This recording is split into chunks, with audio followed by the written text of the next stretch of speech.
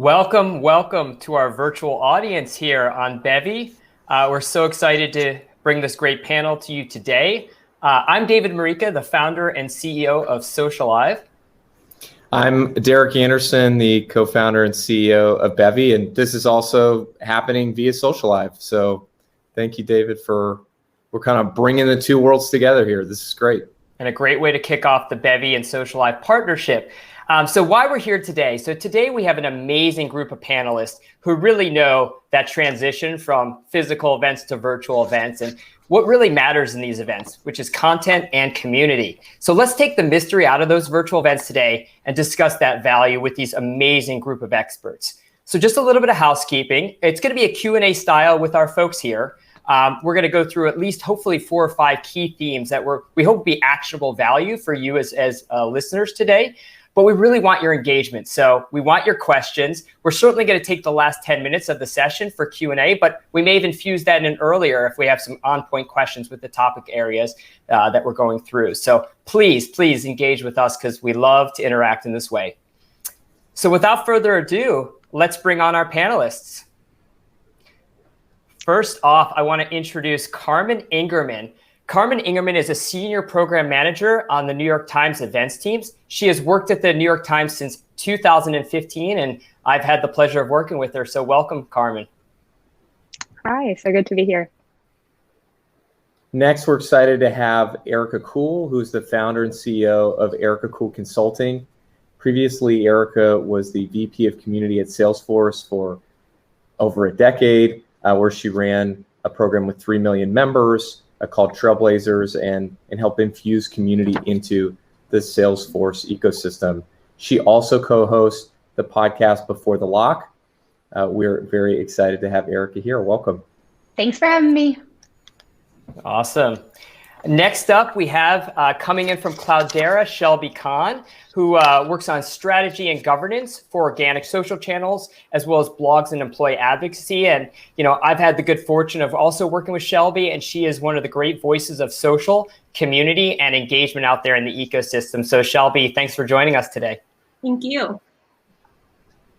Andrea Tulsidas is in the developer community at OutSystems. She lives, which I love this, she lives by the golden rule of by the community and for the community, and is up for any challenge that building community brings, and has a vast amount of experience doing that at OutSystems. So Andrea, welcome to our panel. Thanks for being here. Excited to be here. All right, so let's get right into it, guys. So we're going to start with a first question, which is really around the transition from physical to virtual events. And I'd like to tee it off with Carmen here from the New York Times. So Carmen, when you kind of had, the pandemic hit in early March, and all of a sudden you're racing to think about this transition from virtual to physical events. You guys put on great content. How did your content strategy and storytelling approach change once that hit? And what have you learned through the process? Yeah. So regardless of their format, all New York Times events are expressions of Times journalism. So whether they're in person or virtual, that is still kind of our core mission. So one of the biggest changes was really the story and what was happening. And so making sure that we were able to connect with our audiences and help them understand what was happening in the pandemic and the world outside them, and then also to help bring them joy while they were inside. So I think really like the actual content and the story of the events had to change, and then in order to help our audience with that, we created a series called Live at Home, and we executed 150 live at home events. Wow.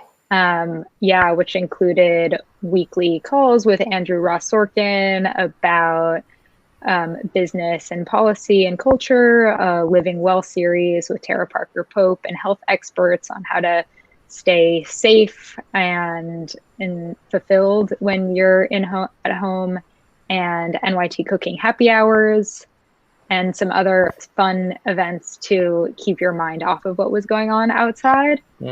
So in addition to just like the expanded scale, a really big change for us was the expanded audience. We were able to welcome guests from 115 different countries, and we had over 1.3 million guests that were joining us. So these virtual events offered a lot more access. And also we were able to open up to a much larger global audience and also global speakers. And we could reach speakers in all different countries and parts of the world in one event, which was really new and unique for us. So I think in terms of the actual content that was changing, it was the story that we were trying to tell with these events, and that was the biggest difference. But in terms of strategy and how to get there, I think one of the biggest changes was the way we engage with our audience.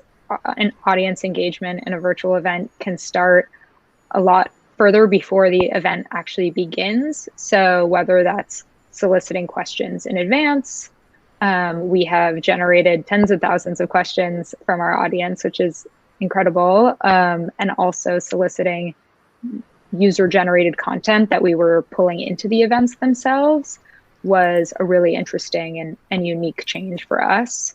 So really quickly, a few examples of that. We hosted a modern love event celebrating our new Tiny Love Stories book and invited readers to write and submit their own modern love tiny love stories for a chance to have an actor read it during the show. We also invited readers to share their favorite theater memories and photos that we included as interstitials during an event in our offstage series. So it's pretty amazing. Like, you really found a way to kind of create a new form of engagement, during this kind of pandemic. It kind of forced you in that direction. And Shelby, if I could turn it to you for a second now, coming from the B2B side of things, on Cloudera, like, how has your storytelling and content strategy approach changed? Yeah, I would say it's really on the piece of the content strategy, right? If you look in the B2B space, we rely heavily on these large conferences. I would say from a social perspective, we've noticed well before COVID hit that our impact was reducing. We weren't seeing as much value from it, but we couldn't not be there. Our competitors were there, the perception of it, we had to be there, but we didn't necessarily want to be. So this kind of has given us the excuse to really stop those things and look at what we actually want to do. We already have a heavily involved virtual events team. We transitioned, our physical events team works hand in hand with virtual events now, because obviously it was all hands on deck to get everything virtual. We have talked about the collaboration it requires to build out a new strategy that we haven't had to do before. And it's not just an overarching strategy, it's for every single individual event we want to do, what's the best way to get it out there? What's the best way to engage with our audience? What's the best way to consume that content before, during, and after?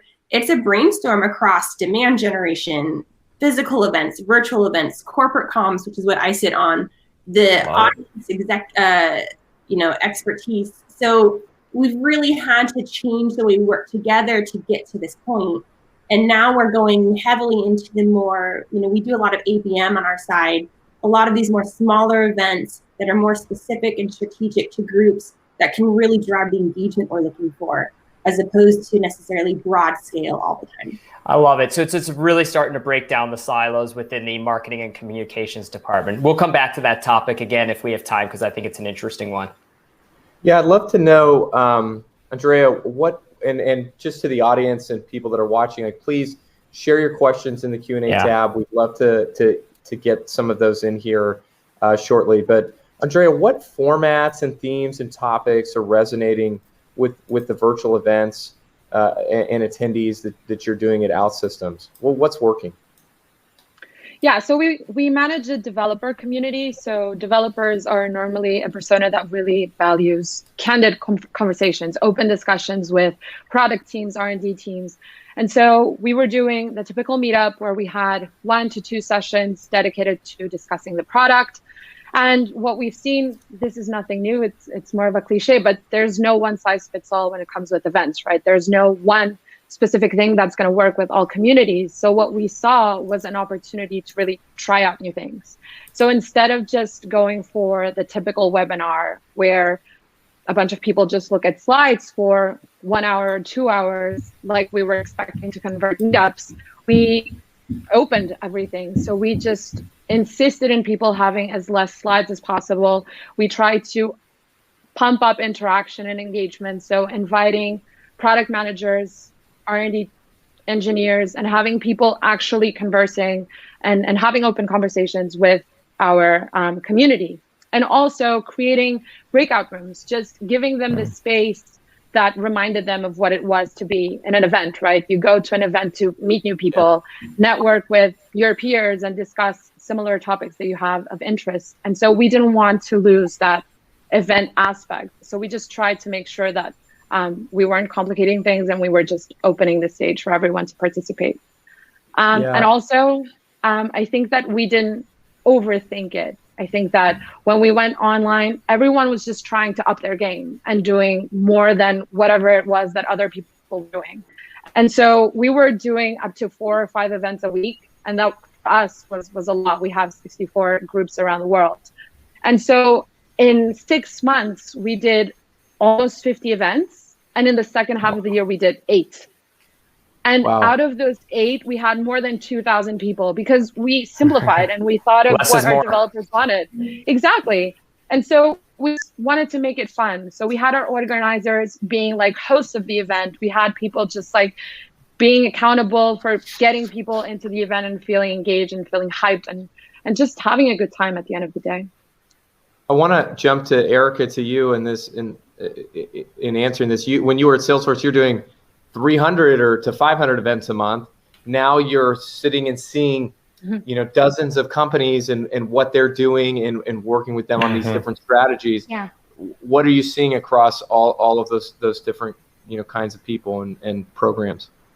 Well, I think that there's a silver lining to all crisis situations, and I feel like this was like a very exciting time for community because we were there. We were already engaging this way. And so we could offer our guidance and support to the larger organization to say, hey, we've been doing this for a while. And it opened the eyes of the organization to the power of community really, really quickly.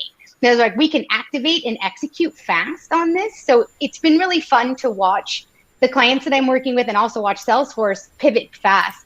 But one thing I think that I noticed that's really an exciting innovation is that not assuming in Andrea's spot that everybody knows what they're doing. They know what they're doing locally and engaging with their groups or engaging with these special interests, but bringing it virtual is not just something everybody has. So initially everybody just like threw it online and then they just tried to adapt and quickly realized that that was not engagement. And so then it was like, what can we do to empower people in our organizations and people in our community to run really awesome events virtually? And that doesn't mean necessarily doing more of them. It just means doing them more effectively and giving them tools and resources. So investing in your leaders and investing in your community to make them amazing at running their own events. And that's a skill that they can bring on forever. It's a skill that they can use with their local community, but also like an incredible business opportunity for themselves to get a skill. So it ends up being like a perk you can provide. So it's pretty cool. Pretty cool. Carmen, you talked about how you all did 150 events, I think, and could you tell us about how you maintain community after those were over? Yeah, as Erica said, this is a very exciting time for community, and I think we had said 150 events with people from all over the world. So you're getting this new community that you're creating with the events, but then engaging that community after is important, as you said. So we are engaging with our community by promoting New York Times newsletters or relevant content. We're really doing that. Email seems to be the best way to get that content to people. And then also creating communities within our events group as after parties. We've hosted some events where we have an after party on another platform. So one example of that is we did a live announcement of the 10 best books of 2020. So this was a live reveal of the list with the book review team, and that event streamed on nytimes.com. And then afterwards, attendees could join journalists from the book review team in a Zoom to discuss the list some more and share some of the books that they loved and read, whether they made it to the list or not. And it was a really fun way to create that sense of community around the event as well. Super interesting, because that's like exclusive content, right? Tags and things. Yeah, exactly. That idea of like content that's exclusive, or like it's a moment in time. So tying it to something that's really kind of important in that regards. Mm-hmm. Andrea, how about you? After you hosted these 2,000 people, what did you all do to keep them engaged? Yeah, so our community events are led by the community. So we have a bunch of community leaders around the world that are representing us and scaling our community and being the face of OutSystems in their local cities. So what we do is a little bit of what Erica was talking about. We activate these leaders. We give them the resources that they need to really promote exactly what they're doing. And it just brings more force and more impact coming from them than coming from us. So what we've seen is that this word of mouth, this power of sharing these events that were happening or upcoming events has a lot more value coming from our community rather than us. So we invest a lot in making sure that our community is ready to promote and to communicate what we're doing. Another cool thing that we've done is we've seen the sessions as almost like educational material that we can leverage for our developers. So a lot of these sessions that are provided by SMEs and experts around the ecosystem really get leveraged as our guided path material, our training courses. So we're using these sessions, this knowledge that were shared by a bunch of experts around the world to really be consumed afterwards.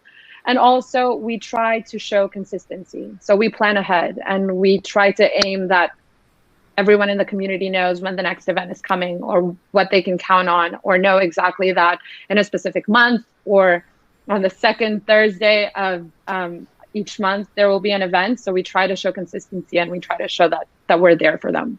Kind of episodic in nature, kind of recurring. Like I love this kind of transformation as organizations become their own media companies, like the future of media is like it all is kind of coming in-house within the organizations. I remember talking to like Chase a few years ago, and that was a goal of theirs, right? And you see it's just like, that's what's happening. And I think this has accelerated that adoption. And also you can be more nimble in some ways. So I actually want to talk about how you measure success though in ROI, right? So Shelby, Cloudera is a very data-driven organization, right? Talk about how you've begun to measure success, say maybe the first phase, but now as you're kind of looking forward and realizing this is going to be an ongoing part of your world.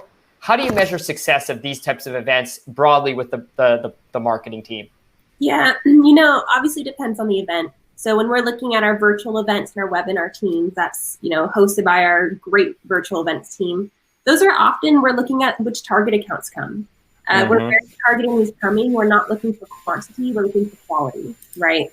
When we have our awareness events, which are the ones that I typically run, are the live streams on our social channels, that's where we're starting to look, what's the engagement are we getting? We're purposely doing ones with live Q&A, so how many responses are we getting?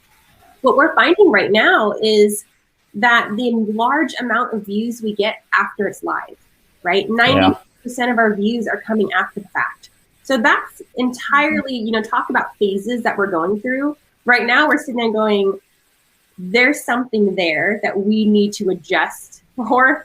And what other content can we start putting out here, knowing that we'll get the bulk of the responses after? And how do we follow back through on community to make sure we're responding to questions, we're still enabling those? How do we get them to our own communities at that point to ask questions? So really, the data is driving where our strategies are going, and it's driving innovation that I think is exciting our whole team. Yeah, see, I love that point around like one of the big themes that, obviously we've talked about, Shelby and Carmen, we've done the same, which is this shift to virtual is really a content play, right? And how do you think about content differently? And it's not just the moment in time event itself. It's not just the promo of the event, but how do you repurpose that content in ways that's really, really important? I'd love to kind of open up if it's okay to kind of say, like, how are you thinking, Shelby, Carmen, Andrea, or Erica for that matter, like, how are you thinking about the content story and how you repurpose content in a way that is really tied to the overall marketing strategy? Yeah, I can start. Obviously we want to see how we can reduce the work but get maximum impact. So how can we repurpose what we've been filming and slice it and dice it and put it in different places? What I'm most interested in right now is how do we create content specific, using that same piece specific for every channel we're using. Right now it's easy to cut clips from something and just put it out there. How do we add in the correct graphics, the correct engagement measures per channel, per place, per audience? Yeah. Same basic content to drive that emphasis of what we're trying to get for our objectives. And, that's where I'm excited on moving to. It just requires, more work from everyone. So we have to decide if it's really worth it or not. Yeah, I can jump in for a second just to think about scale. So similar to Andrea, we have at Salesforce, we had hundreds of thousands of groups actually in over 93 countries. So getting content out at scale is a brilliant mechanism, but content's different when you're sending it out to be consumed virtually. And so doing things and thinking about like content that used to be presented live, but doing talk tracks and video, demo walkthroughs so that you can empower people to do their own events and do it in a way that they feel confident to do it. So it's not just pitching them content that was presented, but literally helping them understand how to walk through that content and taking that extra step. So when somebody is creating they're doing a live event and an SME or a subject matter expert's delivering it, but then in order to make that accessible to your community, having that subject matter expert detail out the steps to present it and then pitching that out to your distributed community it seems so small and it does take an extra step, but it's picking the right content to focus on that's going to have the deepest adoption. Yeah, Go ahead, Eric.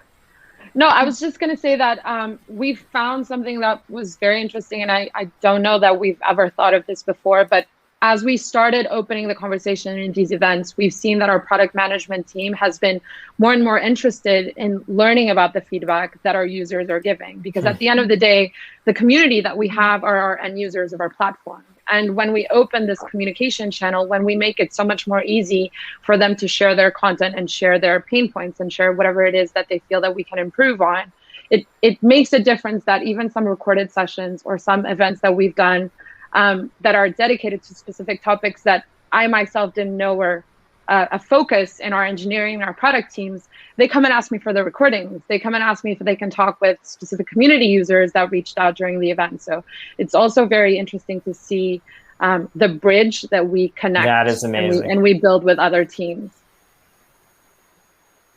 Yeah, and you all have mentioned this, this idea that all of the lines have become so blurred in all of these different programs, which I think our hypothesis a few years ago about Bevy was that the future of marketing was really about community. And now, as Erica said at the beginning, like 2020, like sped all of that up by 3 or 4 years for, people in the community. And you're like, wow, like, where's everybody been? Now everybody's talking about it, which I guess then leads into, what does the future of virtual events look like? And I say this with, whenever I get this question, I say, well, I'll tell you what it looks like today, but like that might change in 2 weeks. And I think you all are representative of brands that made this shift where a lot of people didn't, honestly, and sort of hoping that things, would change or come back sooner than they appear to have. But you all made the shift. Let Carmen, maybe you could share first, and if somebody else wants to jump in and has a perspective. what does the future of events, virtual events look like? Yeah. And as you just said, Derek, I think we're all sort of evolving what we think that look like and when we might come back to virtual events, to in-person events or hybrid events. So right now we are starting the year very much in the virtual space, and we are hoping to move towards hybrid gatherings by the end of the year. Obviously pending guidance from health and safety experts and government officials, but a lot of what we have been planning, just as somebody who works on production and program development, is focusing heavily on virtual now and making sure that our programs include flexibility to add on hybrid or smaller in-person components as well. So as you said, that it's changing and evolving. So to make sure we have some flexibility to adapt to that, but planning for heavy virtual, because I think even when we are back in the real world all together, this virtual component is not going to go away for a very long time. People are used to having access to events at home. And as we said, we can create such a larger and different, more robust community with virtual events. So I expect that'll be in play for a long time to come. I just have to add on, I was always one of the only ones when I was at Salesforce. Dreamforce is wonderful. It's like the Lollapalooza of tech events, and it's so much fun, and it's learning, it's networking. But it always made me kind of sad because as a person who ran a global community, even though it shut down San Francisco and it was a huge amount of people, it was just such a small fraction of the world that didn't get to be a part of it. And so this was such an exciting opportunity where I was already thinking about how can we bring in this global community to experience it. So it's an exciting shift. And I love what you said, Carmen, that now everything you're going to do is thinking about that. So that every event that you now think about is how can I pull in this unbelievable global community to be a part of it, and not just like only who can get the thousands of dollars to fly to a specific location is the one that the blessed ones that get to experience this goodness. And so I love that concept of packaging this up and letting people experience it. I think too, we're Startup Grind, which I'm a co-founder of. We have our 10,000 person conference happening as we speak this week. It's always been in person. As I've been reflecting on this, I think back to the days of us flying to these big conferences like Dreamforce or other conferences around the world. I don't know that people are going to 10,000 people are going to fly to Startup Grind in the future. I don't know that is coming back anytime soon or maybe ever.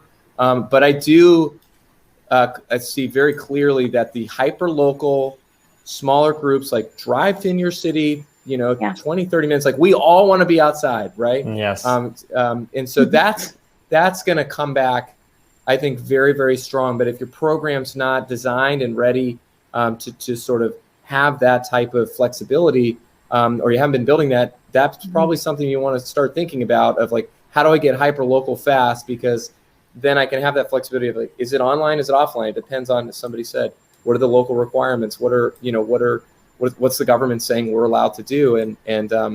But you have some control there versus like hosting these huge mega conferences where you don't know if the border's going to get shut. You don't know what TSA is going to do when you get there. I mean, that already happened before for big international conferences. Like we'd have people all the time like get stopped at the border and sent home, and had nothing to do with the pandemic. It was just just the issues of that in general. Well, we are getting some amazing questions from the audience, so I want to make sure we get to them. That's what we'll do next. But I think before we do that, just want to open it up to the panel if they have any kind of final thoughts, key takeaways, summary points that they really want to make sure they get out there up front. We'd love to give you the opportunity right now. I'd just like to share something super funny, I think, that I read, which was in the future of hybrid events, people are going to spend more budget in AV than in F&B. So more budget in audiovisuals than in food and beverages. With the typical meetups with pizza and beer right now, you're more worried in having a good camera to really appear in these virtual events. And I think that that's something that we need to think about. Like right now, there are small events where you get Deliveroo sent home and you're eating in front of people in a Zoom call. And I think that if we look at the future of hybrid events, we're going to need to think of a very seamless experience where everyone that's sitting together in a room doesn't feel disconnected from the people that are online and vice versa. Because I work in a multinational team, and I know that half of my team is abroad. And I remember when I was at the office in Lisbon and we were all together and there was a camera in the room, we were connected with other people around the world, and there was just something missing there. So making sure that it's a seamless experience and no one feels left out in a way. Great thought. Great thought. Yeah. All right. And to that point. Yeah, please, Carmen. Yeah. Oh, yeah. Just all of our events, we always put our audience first. And I think that has really shown through the success of them. So just making sure that the events really stay true to your brand and mission, and that you're making content that actually matters for your audience. That has been really important for us. And the power of good Wi-Fi for virtual events. That's what we talk about all the time. For sure. Speaking of community first, because I think that's key to that point of like empathy, right? You know, what do your customers and users really need? I mean, let's start with this question from Naman Brown Andrea. This is for Andrea, I believe. Did you find it hard to get your community to engage in your networking events? Because Naman is struggling to encourage his or her community to come off the mic and ask questions. Yes, definitely. And I think that especially if you look at different regions across the world, there are cultural differences that also add on top of people not wanting to expose themselves or unmute or show themselves in camera. So what we try to do is we really push our community leaders to set an example, basically. So we get into the events, everyone turns on the camera, everyone turns on their mic, and we just do 5-minute banter where we just talk about life. We just ask people where they're coming from. We ask them to talk on the chat. In terms of networking, in terms of breakout sessions, we've done either very big or very small. If you're doing very small, just make sure that you have a good moderator. Every community manager knows the importance of a good moderator. So make sure that the person that's controlling the room is really enticing and it's really taking control of the situation and knows exactly when and how people should come in. And when you're doing big ones, just make sure that you're making it interactive. So either it's a karaoke session that we've done, either it's a person that just wants to tell a story, either it's just sharing, I don't know, something that went wrong and it feels relatable for other people to just be open into sharing their own story. So I think that it's a matter of just testing and trying out. Andrea, the mic is open for you if you want to sing right now. Oh my God, please don't put me on the spot. I have one other cool little tidbit that I heard, and I use it all the time now. I think it's so awesome, and I think it can be applied for community leaders or anyone, is that I learned very quickly in running a large community and then running a team that, you know, everybody is like me. I like to talk, I like to brainstorm, but not everybody has that personality. So even in person, people don't all interact the same way. So same thing online. So there's this cool trick that I learned where, you know, you ask a prompt and it's everybody, even here, we're interrupting each other and it's really awkward. And so instead you ask the prompt, have everybody go to the chat and don't press enter. Just put their answer or their thoughts. Don't press enter so they don't get, overwhelmed by someone's response. And then, you know, the moderator just says, okay, 1, 2, 3, everybody clicks send. And then you read through the interactions. Everybody has like a unique way to think about it and process it. And it's something so small, but it's something so nice to be able to try to pull out different people in a virtual world. Just a tiny tip. Love it. We there are so many great questions. I think we're going to extend the event maybe by 3 or 4 hours, so everybody just get comfortable to try to get through all this. We're not going to do that. Okay, so how Jacqueline and Piper both have kind of similar questions. How do you combat virtual burnout among your participants, and how do you overcome the overwhelm of Zoom? And I spoke with my parents literally like at 10 o'clock last night, and they were just like expressing this exact thing. We've all felt it, like overwhelmed, exhausted from being on Zoom all day. Selfishly, I'll say use Socialive and Bevy. These are good ways to not feel as exhausted at the end of days or end of events, because the experiences they're just, I don't know, there's something about being in Zoom that it's just the sensory overload that just like it makes us all exhausted. So, okay, who's got it? Who wants to jump in? Sure, I can jump in a little. So we have been experimenting with different formats of events, which has been really helpful. We did an NYT cooking holiday cookie swap event that we hosted on Socialive, which was really fun. And it included a demo along with a conversation and kind of helped people get up and get inspired to get into the kitchen. We also hosted a original piece of theatrical journalism. It was a play called Finish the Fight. And we commissioned a director and a playwright to use New York Times source material to create this play celebrating the 100th anniversary of the 19th Amendment. And it was a totally different type of format and a way to engage our audience in a different way than just your standard faces on a screen. Yeah, I can say from a B2B perspective, right? We webinar overload. That's where some of the live streaming on the social channels is helping us, in the sense of it's not quite as, you don't have, as a participant or a viewer, you're not required to be quite as involved, but we still have the chat Q&A available. So we're getting 30, 60 comments and questions in short sessions of these like technical demos, which don't really belong on LinkedIn necessarily, but they're performing well. Because, you know, they're there already. They were trying to avoid work. You feel kind of bad about it. So you go to LinkedIn because then it makes you feel like you're working. So, you know, I think that's one of the things that we're kind of eyeing is how do we take small pieces, make it easier to digest, smaller amount of time, and put it where people are already spending their time.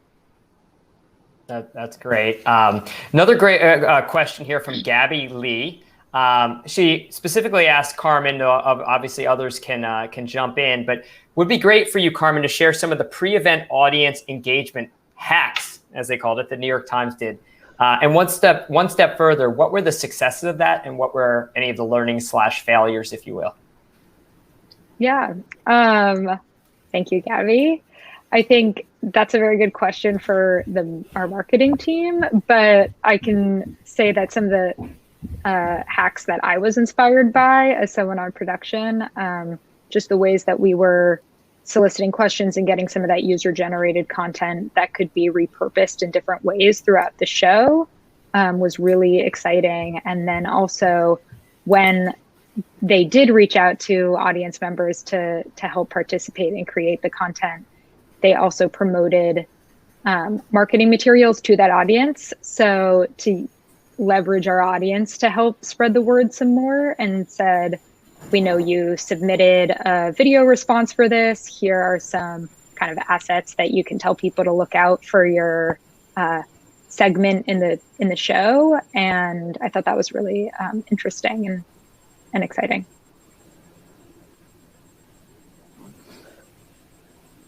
Awesome. Yeah, you, Derek.